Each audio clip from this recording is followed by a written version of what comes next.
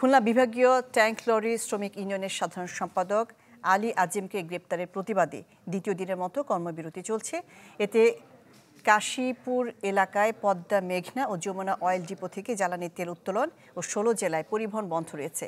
এ বিষয়ে আরও জানাতে আমাদের সাথে যুক্ত হচ্ছেন মামুন রেজা। মামুন রেজা, 3টি ডিপো থেকে তেল উত্তোলন বন্ধ রয়েছে এবং 16 জেলার সাথে কিন্তু পরিবহন যোগাযোগও বন্ধ রয়েছে। কি অবস্থা? লোকজনের দুর্ভোগ নিশ্চয়ই চরমে পৌঁছে গেছে।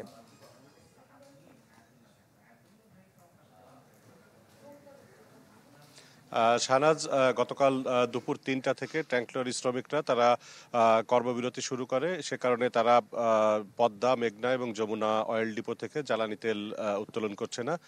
সেই সঙ্গে খুলনা বিভাগের 10 জেলা সহ পার্শ্ববর্তী আরও 6টি জেলা, মোট 16টি জেলায় জ্বালানি তেল পরিবহন বন্ধ রয়েছে। তবে এখনো পর্যন্ত পেট্রোল পাম্পগুলোতে জ্বালানি তেলের সংকট দেখা দেয়নি। কারণ হলো পেট্রোল পাম্পগুলোতে 2-3 দিনের তেল তারা একসঙ্গে নিয়ে থাকেন ট্যাঙ্ক লরিতে করে, যে কারণে এখন পর্যন্ত সংকটটি তৈরি হয়নি। তবে যদি এই অনির্দিষ্টকালের যে কর্মবিরতি এটি যদি আরও অব্যাহত থাকে তাহলে সংকট দেখা দিতে পারে।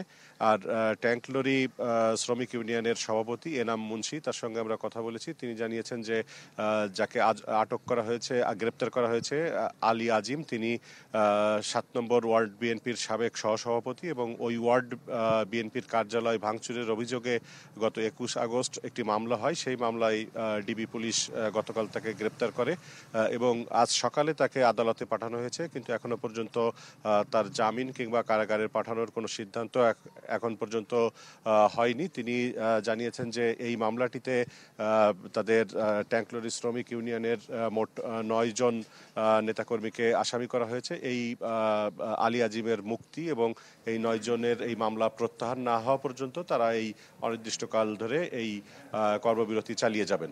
জি, মামুন রেজা খুলনা থেকে আমাদের সাথে যুক্ত হয়েছিলেন। মামুন রেজা।